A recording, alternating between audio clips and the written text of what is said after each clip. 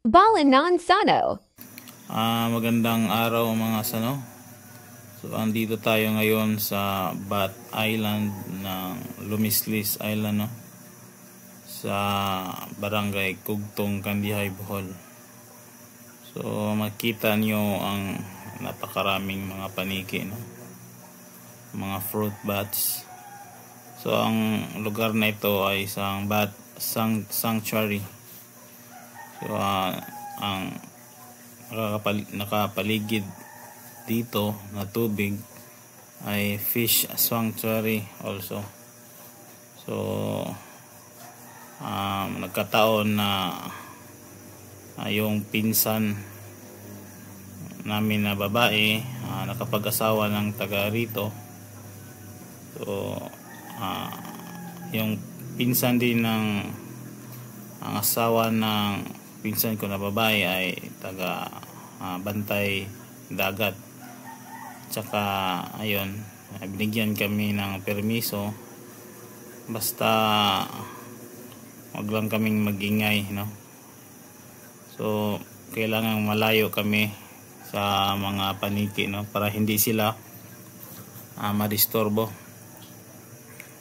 So kasi hindi ito sila sanay sa mga interaction ng mga tao eh. So itong isla ay puro mga mangrove trees. So para ito isang mangrove forest kasi nasa mga 5 hektarya ata ito na isla na puro mangrove, no, trees.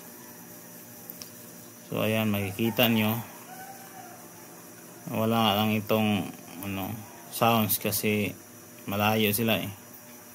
So ginamitan ko ng microphone, so nagkataon na hindi pala na on, no? So ayan, walang sounds kasi puro tubig eh. Yung isla to puro tubig. Pag low tide, kita mo naman ay lupa, no? Lupa na kita ba, so muddy swamp, parang swamp itong lugar na ito. Ayan, no, napakarami nila, siguro sa mga tansya ko na sa mga ilang libo kaya ito. So merong mga may baby. So ang sabi ng pinsan namin, no, itong lugar daw ay tahanan ng itong mga fruit bats, itong mga paniki, no? So napakaganda nilang tingnan. At saka pag gabi raw, so gumagala sila para maghanap ng pagkain sa mga doon sa mainland, dito sa mga puno ng niyog or basta mga prutas. Pag umaga naman, so uuwi na sila. Ito yung uwian nila, ito yung lugar nila.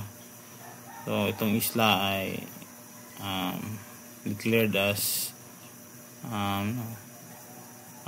protected by government now with 24 hours. So Bantay Dagat.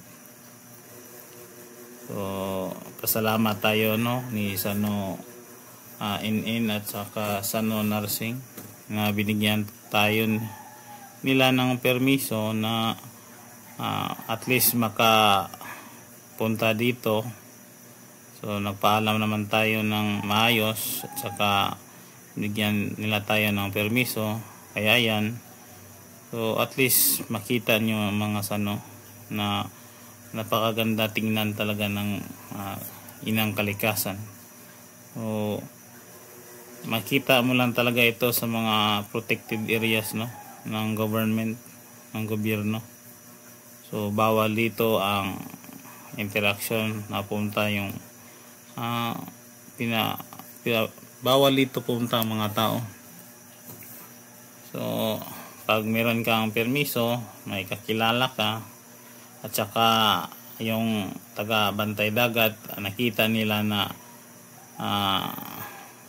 maasahan ka, hindi ka masamang tao, hindi ka mamantala, no? They will not take advantage.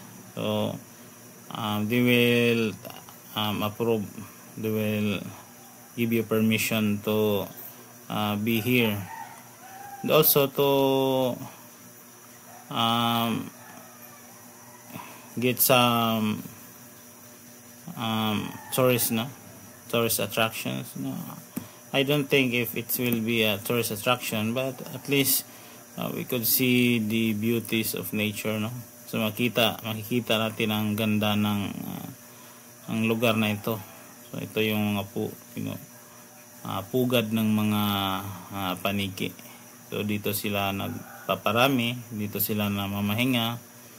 So makita mo talaga ang sigla ng lugar na ito. So itong isla na ito, walang tao kasi pag high tide lubog ito sa tubig, at saka pag low tide naman hindi rin kasi maraming maputik. So ito ito si Sano Ado. So ito yung asawa ng pinsan namin na babae, no? So siya ay taga rito talaga. So nagkataon na parang bantay dagat din siya ng una, kaso nakapag-asawa doon sa amin na sa Trinidad, kaya yun. At sa mga pinsan din niya si Sano Narsing, pinsan din niya, kaya pinagkatiwalaan kami. So ayun, pasalamat tayo sa kanila, no? Kasi bawal talaga tong lugar na to na puntahan, may nagbabantay na bantay dagat. So at least makita niyo mga Sano, no, ang aming pinagdaanan, ang aming gustong makapagbigay sa inyo ng aliw. So ito yung siya Sano Banning, no? So we maintain silence, no?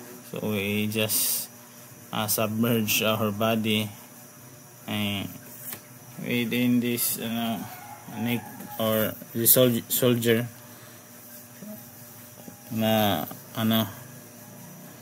para hindi kami makapag-ingay.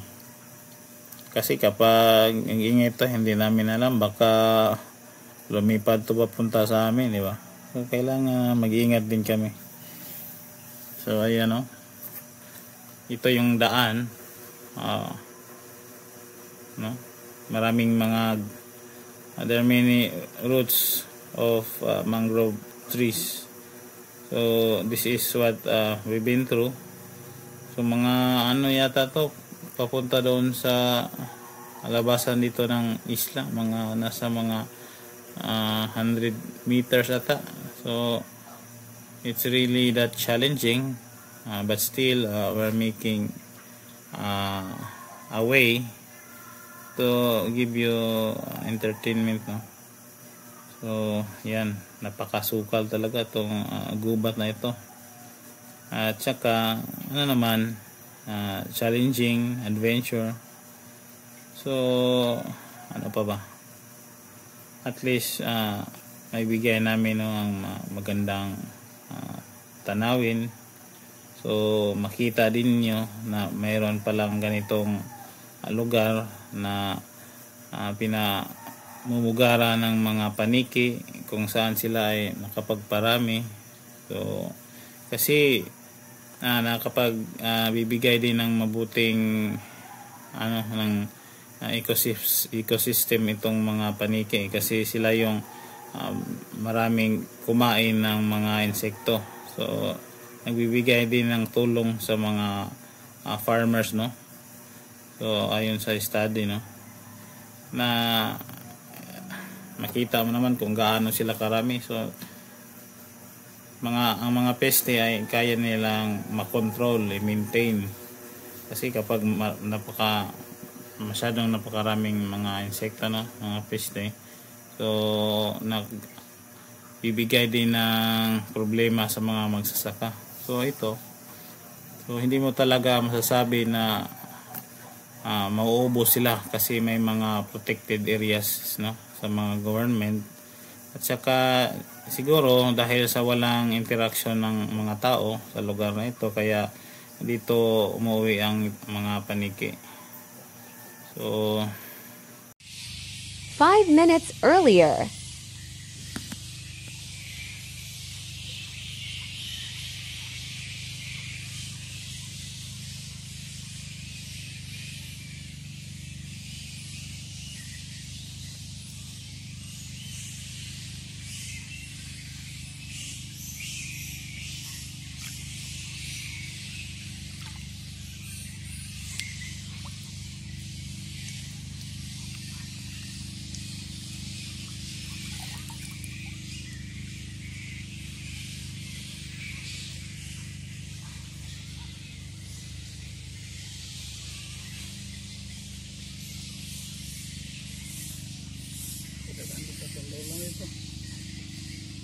mau balik na deh. Balik na. Ha? Balik. Hindi ulan daw kita.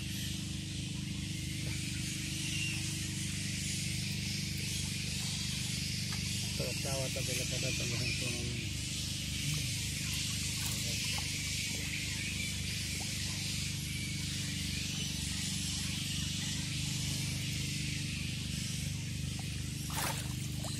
Kita larang.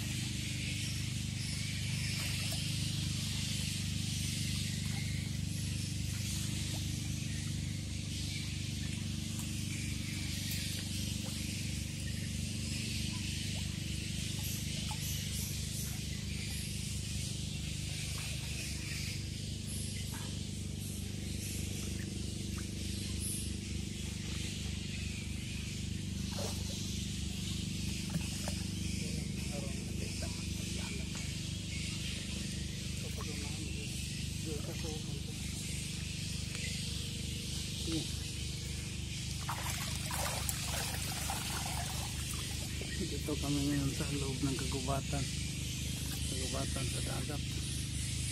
Ito yung maraming paniki nagliliparan.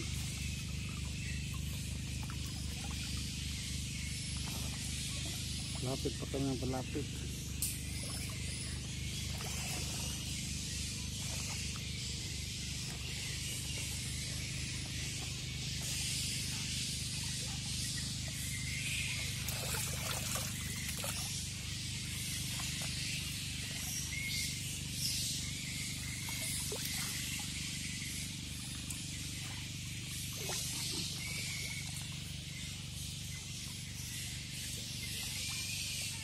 Mahirap yung mga ugat ng kahoy, ang dami, yung mga bakhaw.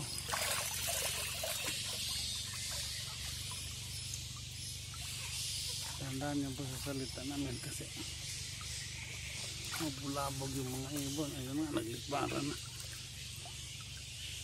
Tandaan lang.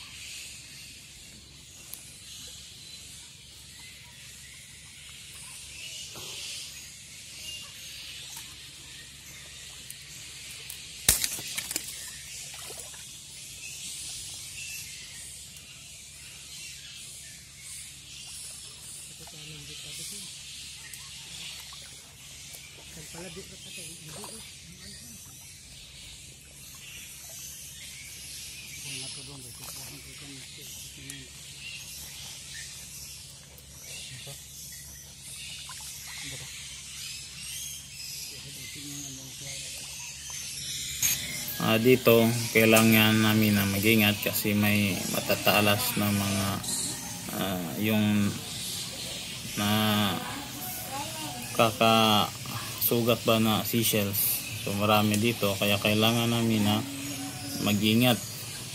Saka naririnig nyo naman yung ingay ng mga paniki, no? Dahil sa sobrang dami nila, kahit nasa malayo kami ay dinig na dinig namin. Saka mahirap din ang daanan kasi maputik, saka may tubig. Pero sabi ni Gao Ado na mas mabuti raw na may tubig kasi parang lulutang ka ng kaunti kaysa walang tubig, putik lang, so nulubog yung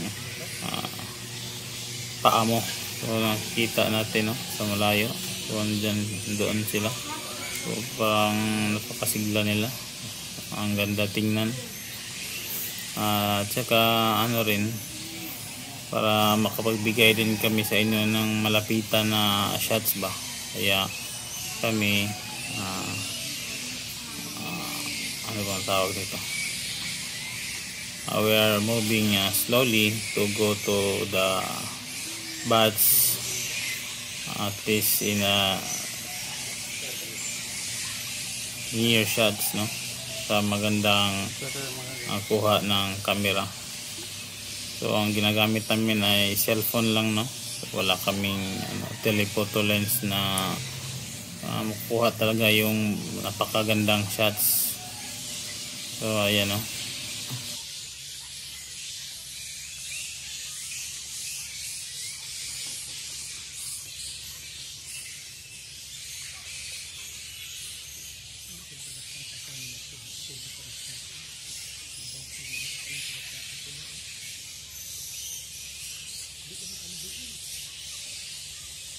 Nakita sa lipod man.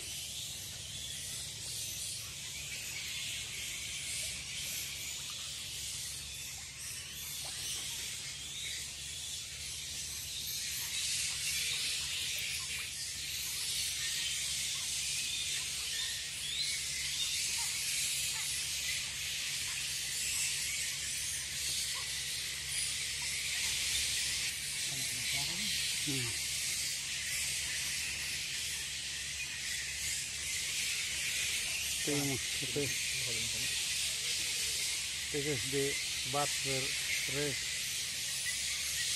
anytime other are disturbed. Very look the bat.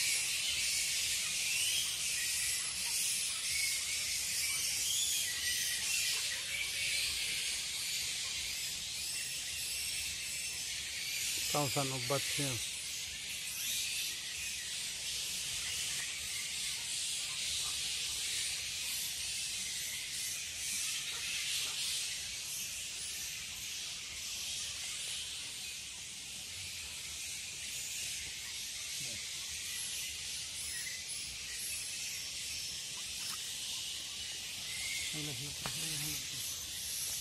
Four hours earlier.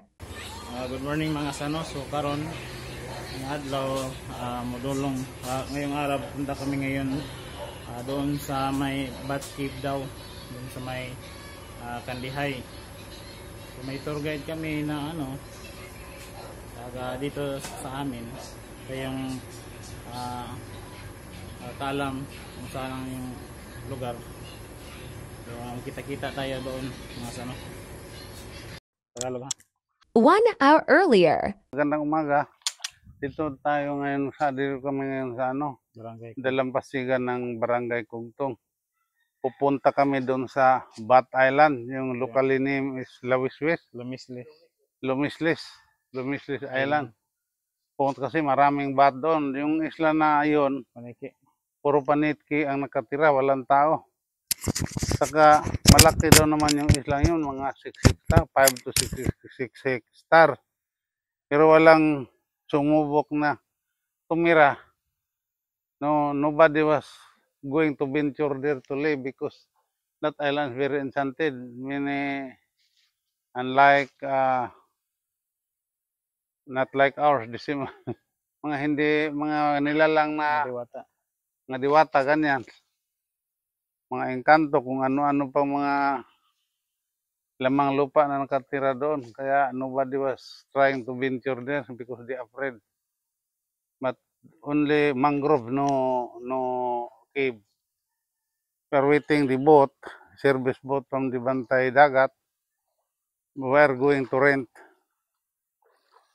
That island is under in two municipalities. Handaan, Hindi mabini. Kandihay, Mabini.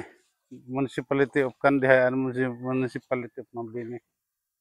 So, one island is occupied by the two boundaries of the municipality of Mabini and municipality of Kandihay. Hopefully we see, and then there's another site there, the Kalanggaman Island. Hindi na magdagdag tubig. Uy, ang tubig na to. Bising mo to to. Hadlo ko nga road. Adlo ko magkanon tapos sa Calavera ng habili na to. So, andito kami ngayon no, sa dalampasigan ng Barangay Kugtong. So, pupunta kami ngayon sa isla ng Mao to? Lumislis. Yung Mao na? yung isla daw na iyon, walang tao nakatira at walang tao rin na sumubok ng tumira kasi natatakot kasi marami daw na Mga laman lupa. lamang lupa. So malaki din yun. 6 na hektarya ang laki. Kadto. Tsaka yung ang lugar, ang islang yan ay mga mangrove forest at saka at yung cave. So naghihintay kami ng sasakyan namin na pump boat. Mga 10 minuto daw ang biyahe papunta doon. Ang tour guide namin ay taga rito sa Barangay Kugtong. So pinsan lang din namin kasi nakapag-asawa ng pinsan namin na babae. Siya yung nag-recommend sa amin ng Lumislis Island.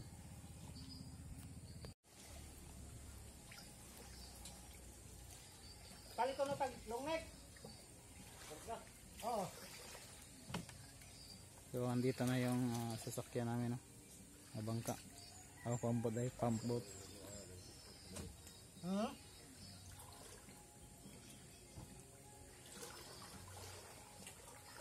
Laluloy.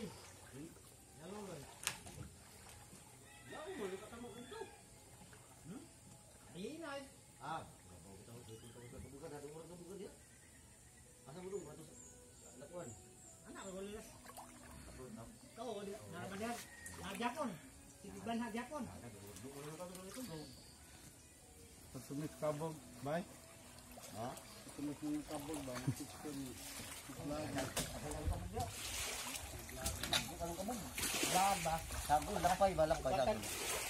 Anon sa no? Oo. Kita de ka? We are here now boarded in the pump boat, ready for depart. We have food. Tiha. Apoy di naman buhok ko talis ko ay. Wala kay sabit ko. Oh. Ibalik na pa. Balik. We are already boarded in the pump boat, ready to depart. We are preparing to depart because there are so many pump boat around, services for the fisheries and the Bantay Dagat. Fisheries because here we have in this barangay, there is a fisheries, school of fisheries. So, there are many service boat for their personnel work, or government working and hired personnel for daily wages.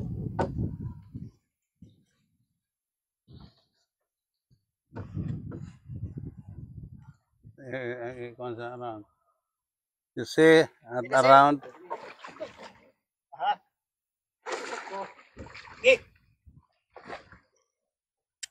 That is our tour guide. Resides in this seashore area. Mostly of here are fishermen. Fishing business. Fishing livelihood. Fisherman livelihood. Si Fishermen's. fisherman livelihood. Sikat ay.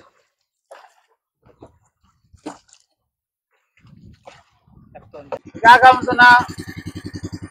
Anak ni Pamari itong pana. Ha? Anak ni Pamari. Anak ng kasawa na ito. Anak ni Pamari. Ah. So, really, no.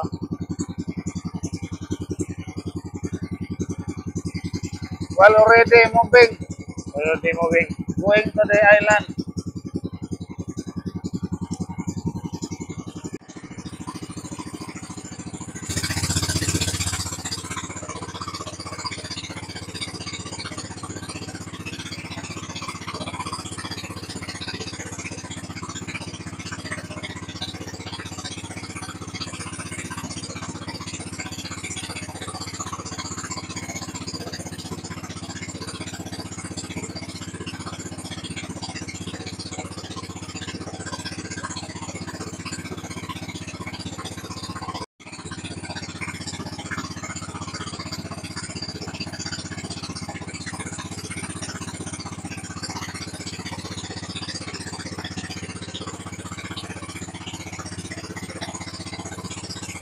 Itong mga tao, makahoy na ito, mayroong fishnet sa ilalim, panghuli ng isda, kabuhayan ng mga tao rito. This would have fishnet under the sea, under the water, for catching fish during the low tide. This is one of the livelihood here in the people here. We locally known this one is bunsot, loco for bunsot.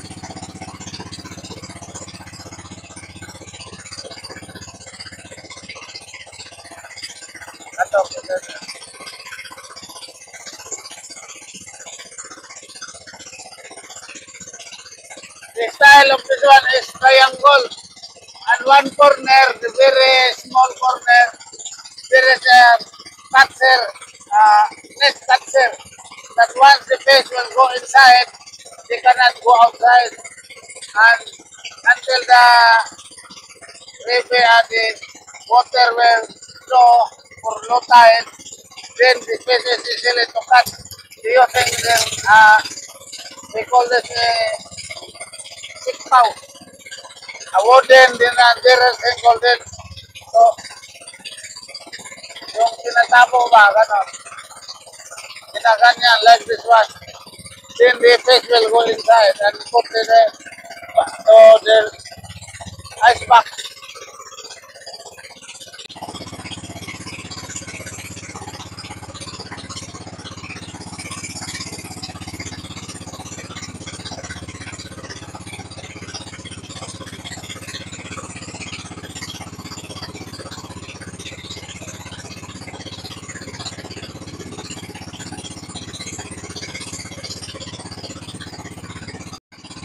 Asa na? That is the Paris Mountain of Anda. Mountain of very many woods.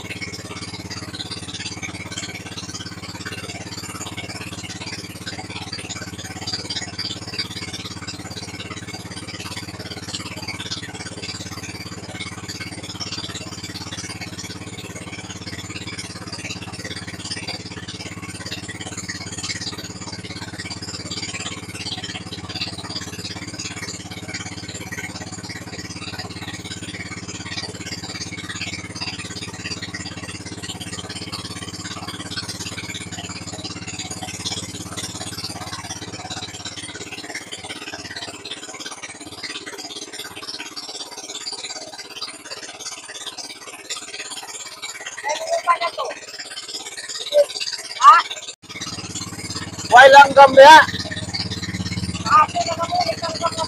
Kapag na to. Kalanggaman. That island is so called Kalanggaman. It means in Bisaya is Bird Island. In English, Bird Island, Kalanggaman. May ibon, langga means bird. Then in the sunset, the birds will go in there to sleep, to rest. In the time, they scattered looking for some food. And in the evening time, they rest there at this island, meaning birds.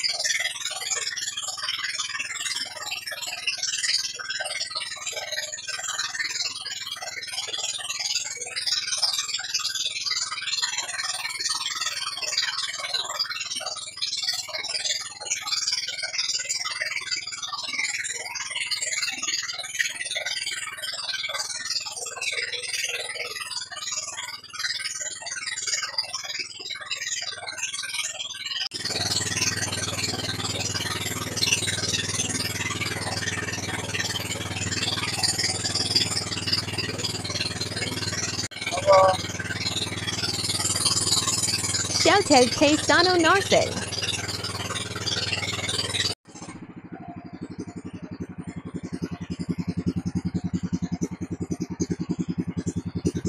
Nakay kauban diha. Ha? Nakay kauban. Ha? Sorry mo rin.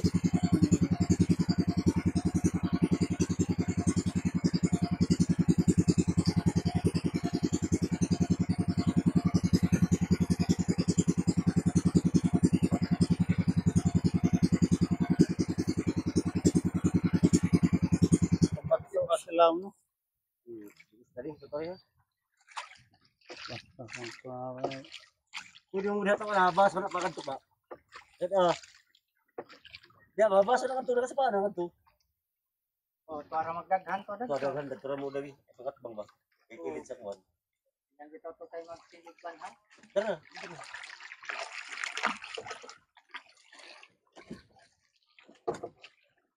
Liwaros mo to. Do ora to ka na kana makatong mo mo. Risak ka ni mo tapos pagkat ko ni buho ba? Oo. Tapos tapad. Kato lagi nga tong buho nga. Kapag ko katong katong imong buakon lagi katong ang gibuak. Nadiha. Balanan Sano. Kamar ato man to kay di kada hobo. Di hobo na to ja. Hindi babaw na rag makabugdag mga lapay. Kabog og lapay. Mga diha magsagol na sila diha. Like, comment, subscribe, and follow.